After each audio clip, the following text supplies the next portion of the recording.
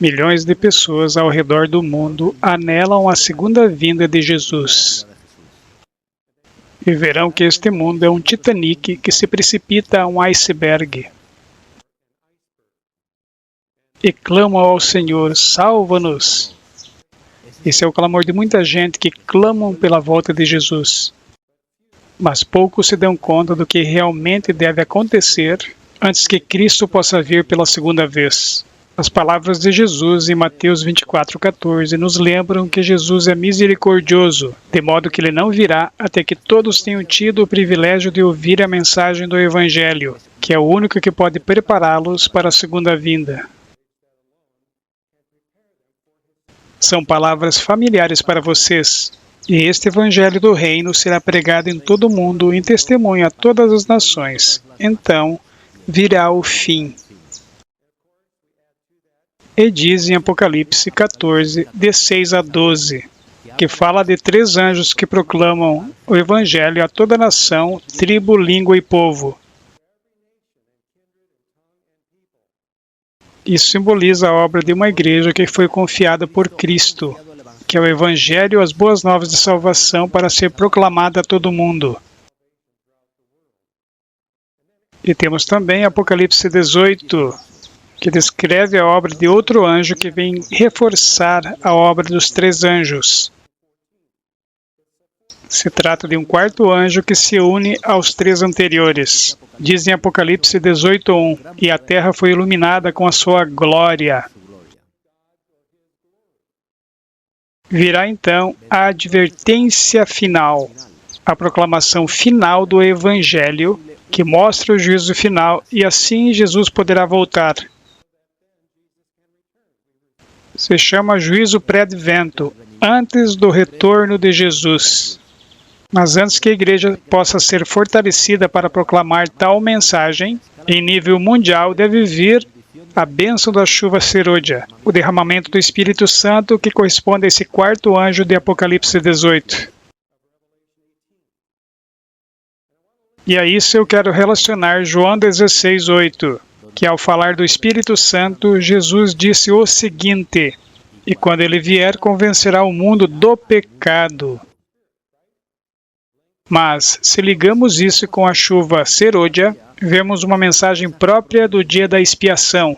O Espírito Santo convencerá o mundo do pecado, é o seu dom final de arrependimento. Não é por acaso o dia da expiação uma mensagem de arrependimento? Agora, o santuário celestial não pode ser purificado do pecado até que nossos corações na terra sejam purificados pela obra do Espírito Santo. Muitos de nós temos nossos computadores e estamos inscritos na nuvem. Vocês sabem o que é a nuvem, não é verdade? Os que trabalham com a nuvem trabalham com os seus arquivos, eles os sobem pela internet e armazenam onde é chamado nuvem. Então, se eles perdem seus arquivos da internet, eles podem baixá-los do que nós chamamos nuvem. Amados irmãos, o santuário celestial é a nuvem para os seus caracteres. O santuário celestial tem o registro dos seus caracteres de vossa vida, armazenamento remoto dos seus caracteres de vossa vida. Agora, somente conhecer sobre a purificação do santuário celestial, que é a doutrina distintiva dos adventistas do 7º dia em conexão com a salvação pela justiça pela fé, não é o suficiente. Saber somente sobre a profecia dos 2.300 dias, 1.300 dias finalizam em 1844, e que então o santuário seria purificado, não é o suficiente. Então apresentaremos hoje a purificação do santuário em um nível prático para que possamos entender. Vamos nos referir à purificação do santuário como juízo investigativo.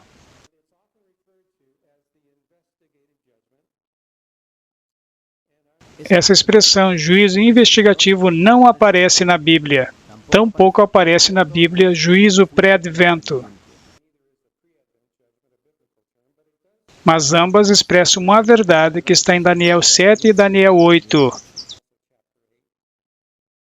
Essa expressão, juízo investigativo, foi feita por um pioneiro, escritor adventista, e Ellen White e Ray Smith a usaram.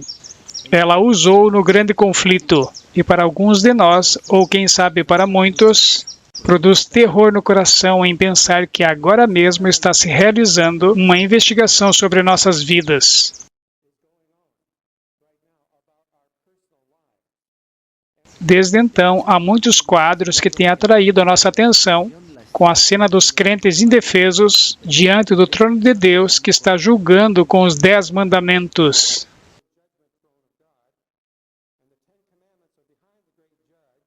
Nos dá consolo ao saber que Jesus, nosso sumo sacerdote, está ao nosso lado com a sua mão em nosso ombro. Mas estamos tremendo de medo diante desse implacável grande juiz. Mas eu queria que hoje tirássemos todo o temor do juízo investigativo, para que possamos compreendê-lo em um sentido prático, entendendo o que acontece em nosso dia a dia. Então eu começo fazendo uma pergunta. O Espírito Santo é amigo de vocês? Vocês dizem, claro que sim. Mas eu gostaria de lembrá-los de que Jesus disse que a primeira obra do Espírito Santo é convencer o mundo do pecado. E isso consiste para nós o dom do arrependimento no dia da expiação.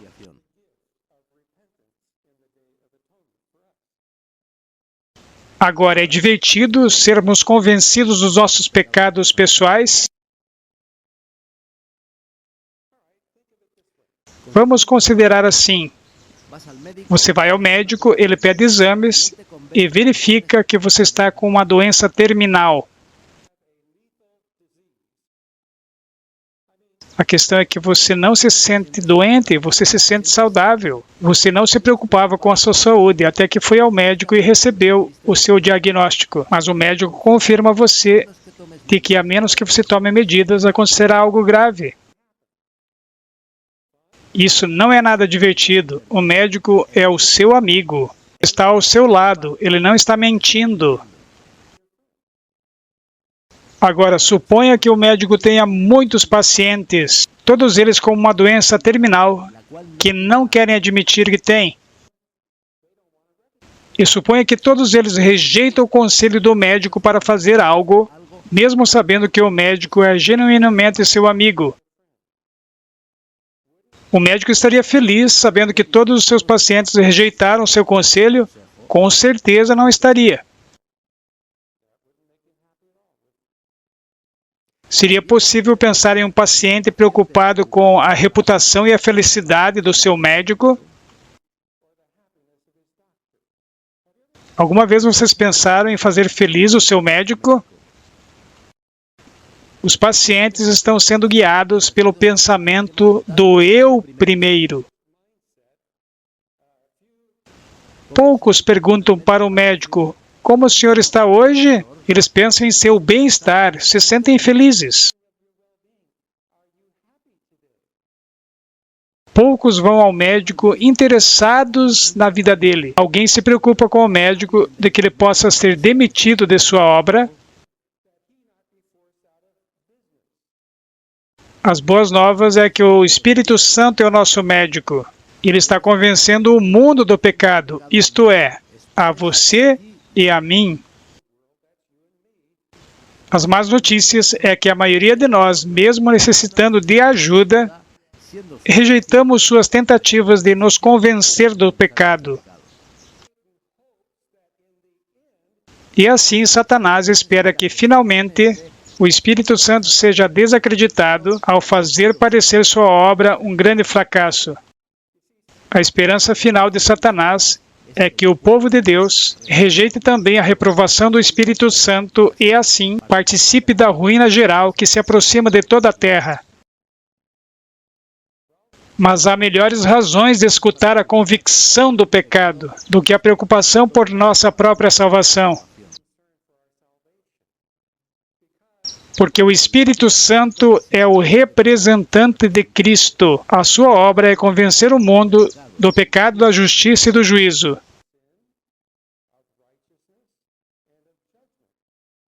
E do juízo, porque o príncipe deste mundo, Satanás, já foi condenado.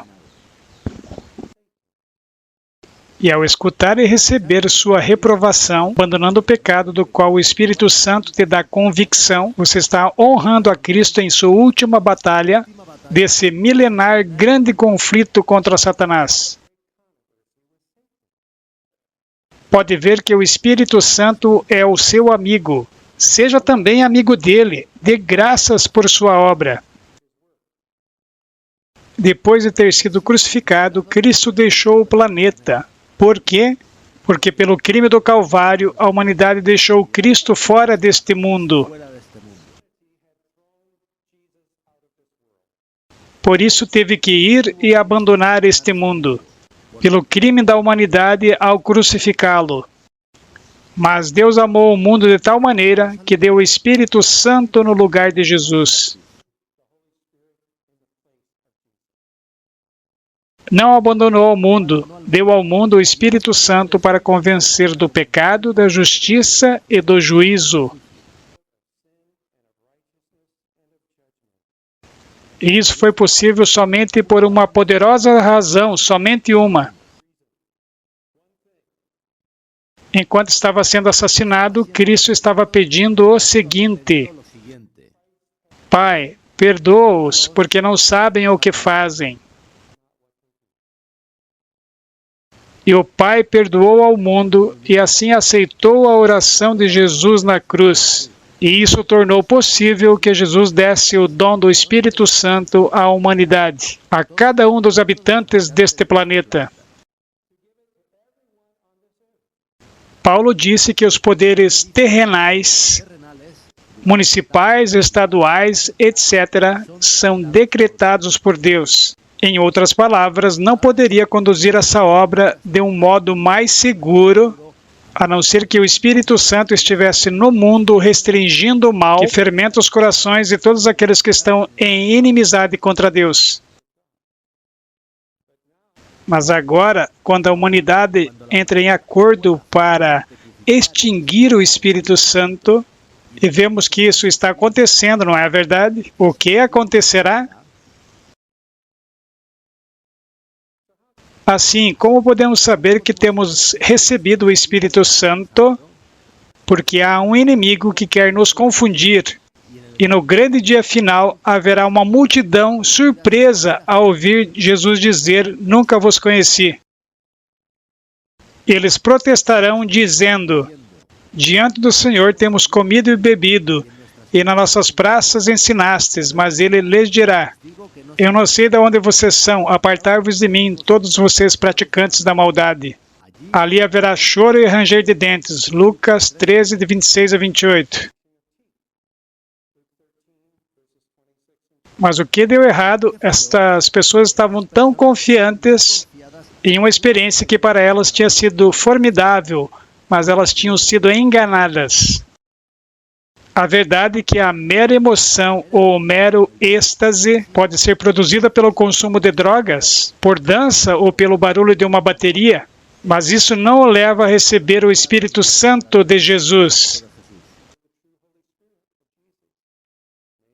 Em Lucas 6,46, Jesus pergunta: Por que me chamam Senhor, Senhor e não fazem o que eu digo? Para Jesus, os falsos seguidores ou a hipocrisia não tem espaço. Jesus diz aos seus discípulos: Aquele que me ama, guarda a minha palavra, e meu Pai o amará, e viremos para ele e faremos morada nele. Então é mais importante estarmos seguros de que compreendemos a verdade. Nos auto-enganar nisso acabaria em tragédia. E por isso, Jesus nos insta a recordar isso em 1 João, capítulo 4, do versículo 1 a 3. Amados, não creais a todo espírito, mas provai se os espíritos são de Deus, porque já muitos falsos profetas se têm levantado no mundo. Nisto conhecereis o Espírito de Deus. Todo espírito que confessa que Jesus Cristo veio em carne é de Deus. E todo espírito que não confessa que Jesus Cristo veio em carne não é de Deus.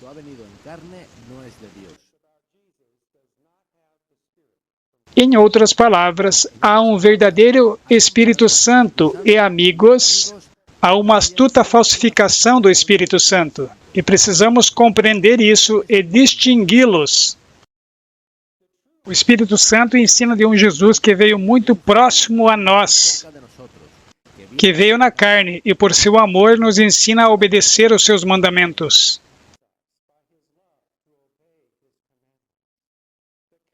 O falso Espírito Santo promove os sentimentos e êxtase, motiva a desobediência à lei de Deus. Jesus disse aos seus discípulos como reconhecer o verdadeiro dom do Espírito Santo. João 16, de 7 a 8 diz: Porque se eu não for, o Consolador não virá a vós, mas quando eu for, vou-lo enviarei. E quando ele vier, convencerá o mundo do pecado e da justiça e do juízo. Então, a primeira obra do Espírito Santo não é nos adular, nem sequer nos deixar acomodados, como se tomássemos um remédio e não sentíssemos mais dor. Se há algo ruim em nosso corpo, o remédio pode nos enganar, fazendo-nos pensar que tudo está bem, mas que, na verdade, o nosso corpo precisa de um tratamento, inclusive uma cirurgia. O Espírito Santo coloca o seu dedo dolorosamente em nosso pecado, que está profundo em nosso coração, e nos faz conscientes desse pecado. Sem o Espírito Santo é impossível que tenhamos sábio conhecimento e senso do nosso pecado. Porque os nossos nervos espirituais estão anestesiados pelo pecado e não podemos sentir a dor que ele traz. Em Apocalipse 3:17, Jesus diz que nós não conhecemos a nossa verdadeira condição. Isso é porque, na verdade, não conhecemos a realidade da nossa verdadeira condição. Mas o Espírito Santo nos dá a convicção da nossa inimizade contra Deus, a qual é a verdadeira raiz do pecado. A essência da humanidade é essa inimizade que se manifestou com a morte do Filho de Deus na cruz. Todos os demais pecados emanam dessa raiz.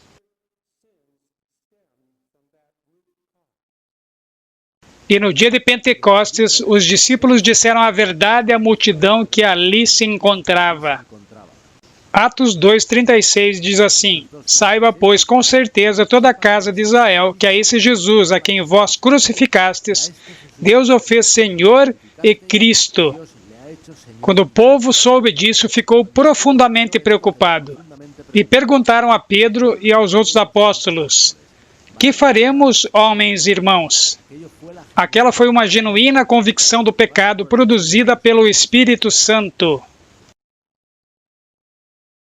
Agora, na verdade, não somente os judeus e os romanos crucificaram a Cristo. Na verdade, não somente eles foram culpados, toda a humanidade é culpada, pois todos nós somos somente uma pessoa diante de Deus. Romanos 3:19 diz que todo mundo seja condenável diante de Deus. Não somos realmente conscientes disso até que o Espírito Santo nos convence. Achamos que estamos bem e ficamos orgulhosos de nós mesmos, de nossa espiritualidade, e rapidamente nos dirigimos ao nosso Pai Celestial como Papai. Mas a nossa mente natural fica satisfeita em considerar o pecado como um mero erro, que nos priva de algumas regalias. Não nos damos conta nem aborrecemos a profunda inimizade contra Deus e o egoísmo que há no pecado. Não há esperança para a nossa cegueira, a não ser pelo dom do Espírito Santo. Agora, como o Espírito Santo ministra em nossos corações uma profunda convicção do pecado, aos nossos frios, orgulhosos e autossatisfeitos corações? A resposta é pela revelação do amor de Cristo na cruz. Como ele ministrou essa mesma convicção ao povo no Pentecostes.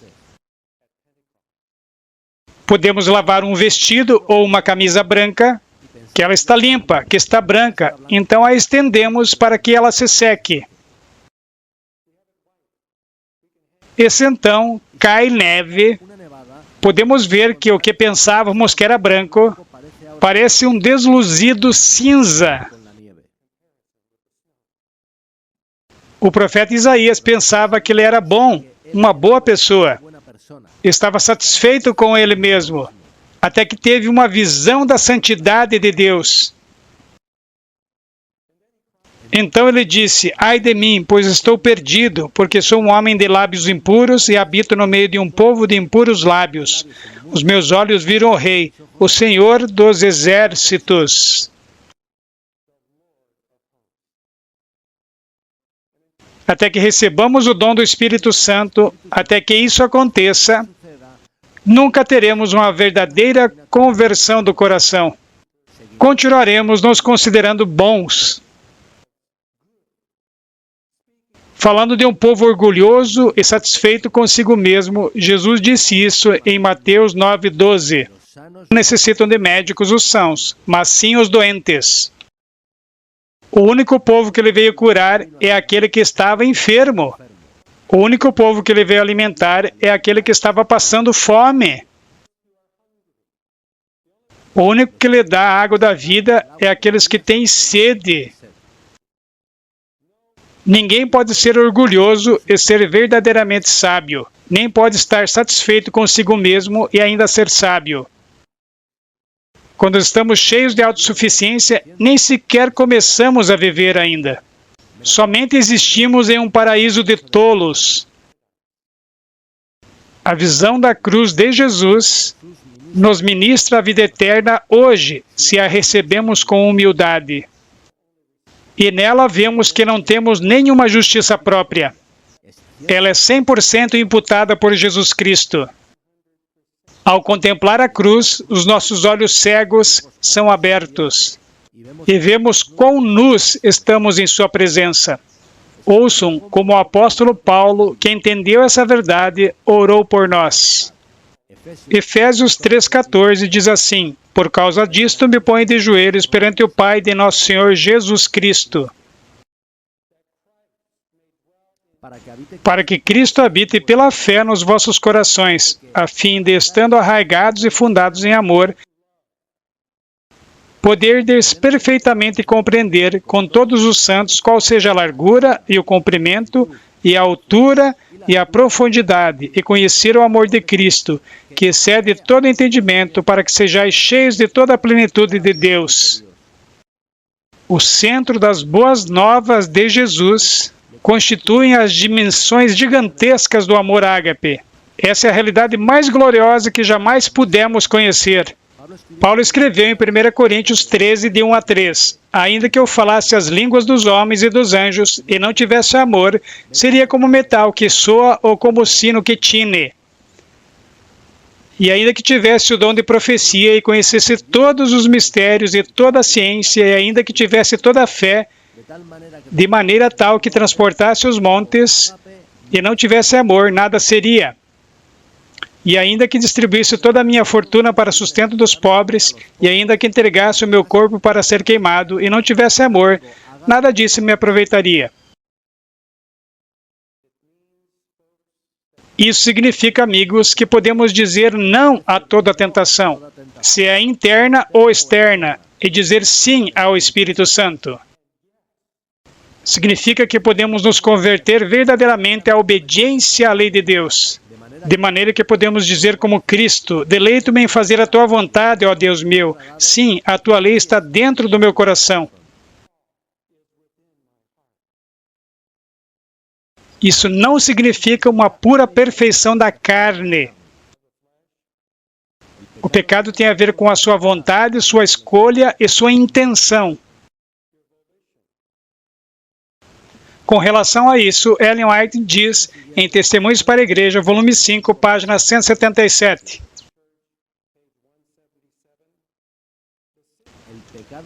O pecado da maledicência começa com a alimentação de maus pensamentos.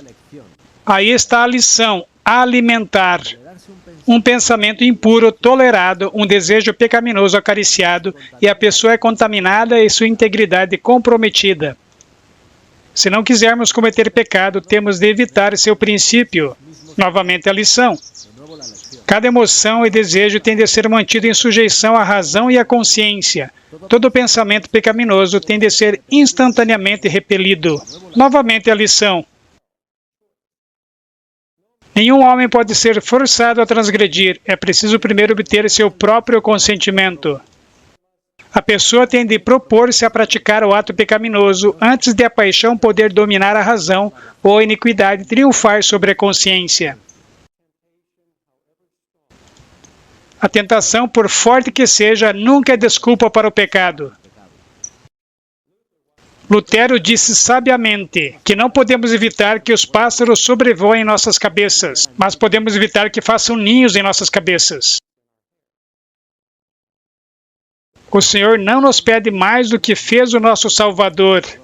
Ele foi tentado em tudo conforme a nossa semelhança, mas constantemente escolheu dizer não à tentação. Porque não busco a minha vontade, mas a vontade daquele que me enviou, da vontade do Pai, João 5,30. Pela graça de Deus, podemos escolher constantemente dizer não ao nosso eu pecaminoso e a todos os seus clamores, por mais insistentes que sejam. E é precisamente isso que conduz à fé do Novo Testamento.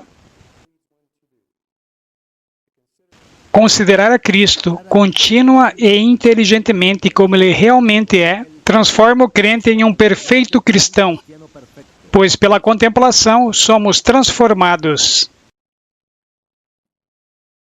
Alguém poderia perguntar se isso significa se o povo de Deus vencerá meramente sobre o pecado conhecido ou vencerá sobre todo o pecado, inclusive aqueles que são desconhecidos. E essa é uma boa pergunta, pois o ministério de expiação final de Cristo capacitará o povo a vencer todo o pecado, inclusive agora aqueles que são desconhecidos.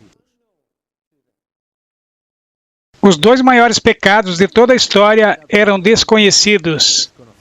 A oração de Jesus na cruz foi: Pai, perdoa-os porque não sabem o que fazem. Lucas 23:34. Esse foi o primeiro dos seus maiores pecados. O segundo é o terrível pecado de Laodiceia, de mornidão, que na realidade é o legalismo, o qual é devido a uma condição de desconhecimento. Pois Jesus lhe disse: não sabes. O Senhor não pode trasladar pecado ao seu reino eterno, inclusive aquele que está enterrado abaixo da superfície do consciente. Se o fizesse, essas sementes enterradas brotariam rapidamente e contaminariam o universo. O ministério prático e simples do Senhor, que Ele está realizando agora, nesse tempo de purificação do santuário celestial, se explica assim: se deu a si mesmo por nossos pecados, mas não os tirará sem a nossa permissão, embora Ele os tenha comprado sem a nossa permissão.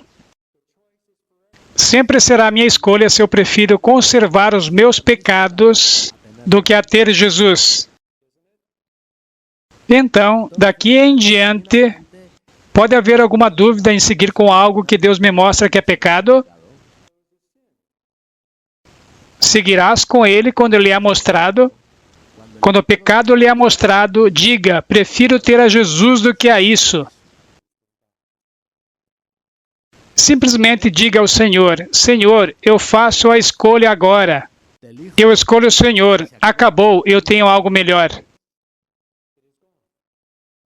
Aonde mais poderíamos encontrar a maneira de sermos dissuadidos de nosso pecado, quando essa é a misericordiosa obra do Espírito Santo?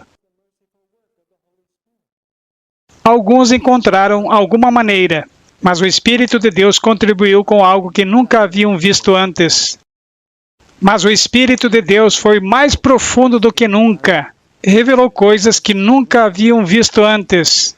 Então, ao invés de agradecer ao Senhor por lhes mostrar a impiedade e abandoná-la, e ao invés de agradecer ao Senhor por ter muito mais dele do que nunca antes, começam a desanimar-se. E começam a dizer: que farei? Meus pecados são tão grandes. Se o Senhor nos mostra pecados que nunca antes havíamos visto, isso somente mostra que Ele escava profundamente. E finalmente chegará ao fundo, e quando encontra a última coisa suja ou impura, a qual não está em harmonia com a sua vontade, e nos mostra, e nós dizemos, prefiro ter a Jesus do que a isso, então a obra estará completa, e o selo do Deus vivente poderá ser posto sobre nosso caráter. Esse é o juízo investigativo, é pessoal.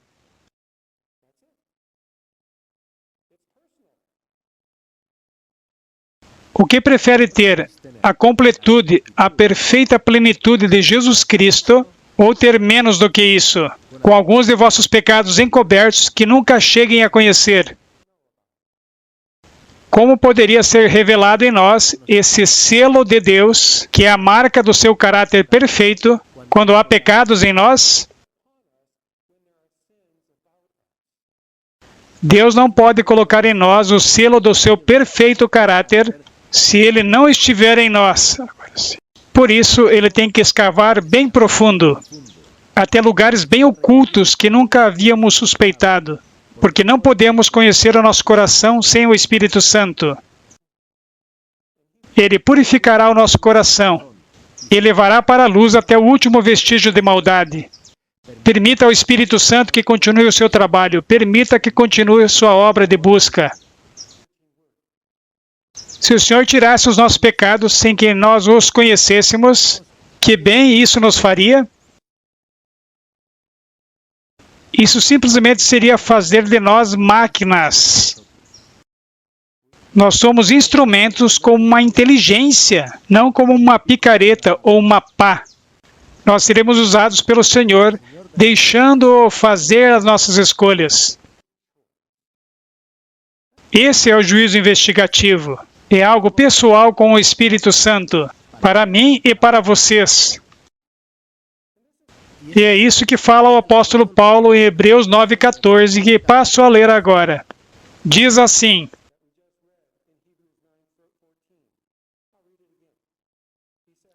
quanto mais o sangue de Cristo, que pelo Espírito Eterno se ofereceu a si mesmo imaculado a Deus, purificará as vossas consciências das obras mortas, para servirdes ao Deus vivo.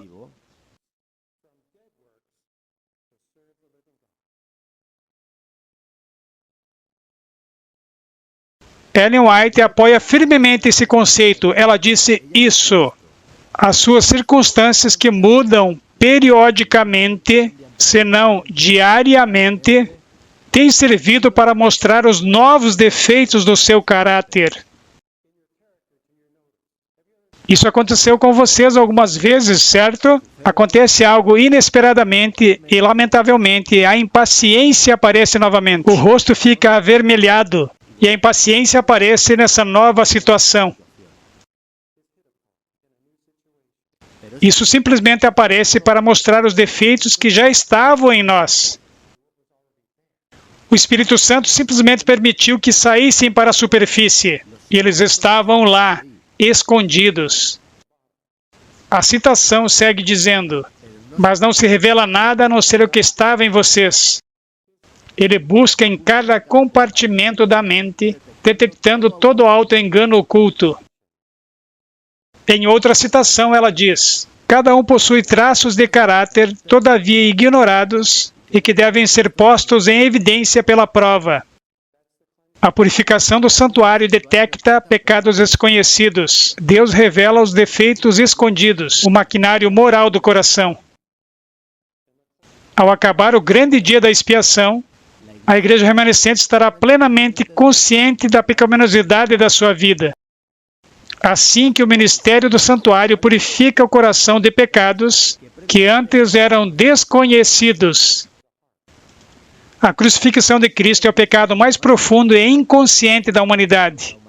E o juízo final revelará o conteúdo escondido no inconsciente do pecador não arrependido. A relação entre essa verdade e a revelação da justiça de Cristo é muito próxima. Cristo estava no lugar e tinha a natureza de toda a raça humana. Nele se encontraram todas as debilidades da raça humana. De modo que toda pessoa na face da terra que é tentada, no mais mínimo que seja, encontra em Jesus Cristo poder para vencer essa tentação. Para toda alma há em Jesus Cristo vitória contra toda tentação e libertação desse poder. Essa é a verdade.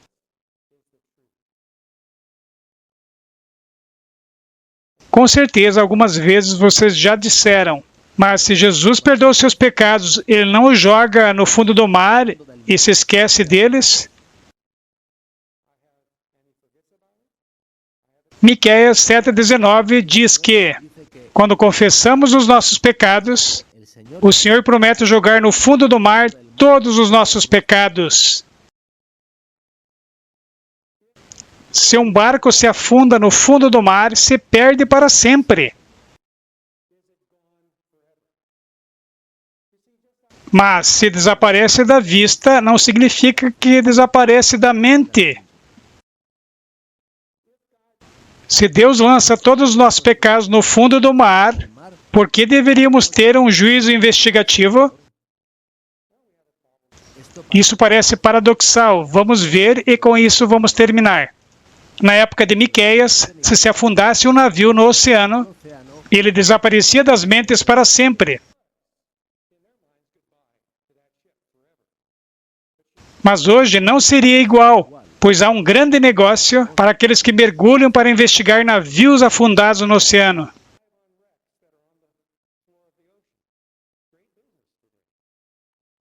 Inclusive, os restos do Titanic são investigados no Atlântico Norte, que descansa no fundo do mar desde aquela noite de abril de 1912. Não, amigos, lançar os nossos pecados nas profundezas do mar poderia não ser o fim dos seus pecados, pois seguimos sendo seres humanos. E seguimos tendo uma natureza pecadora. E como um cachorro, poderíamos comer o nosso próprio vômito. Me desculpem por esse exemplo vívido, mas nós, seres humanos, temos essa capacidade. Assim que lançar os nossos pecados nas profundezas do mar, poderia não ser o suficiente. As profundezas do oceano não são um lugar de descanso eterno. Quando Deus tornar novo esse velho planeta, Ele limpará todos os restos e ruínas da sua superfície. Mas eu compreendo que Ele limpará todos os oceanos, e há muito lixo nele. O céu não será o que desejamos se o fundo do oceano continuar contaminado com restos que nos recordam do cruel final desta terra, assim como se sucatas de carros e edifícios queimados continuassem a cobrir essa nova terra. Algum dia serão revelados os segredos escondidos de todo naufrágio e de todo acidente aéreo. Então devem ser revelados os pecados que estavam escondidos, inclusive ao nosso conhecimento. E para aqueles que estão prontos para o retorno de Jesus, isso significa que tudo tem que ser feito com antecedência e trazido à luz em um juízo antes desse retorno. Mas essas não são más novas, são realmente boas. São realmente boas porque quanto mais profundo está o conhecimento dos vossos pecados, mais profundamente estará preparado o seu coração para apreciar a superabundante graça de Deus. E ninguém poderá estar feliz na volta de Jesus a menos que tenha aprendido essa lição.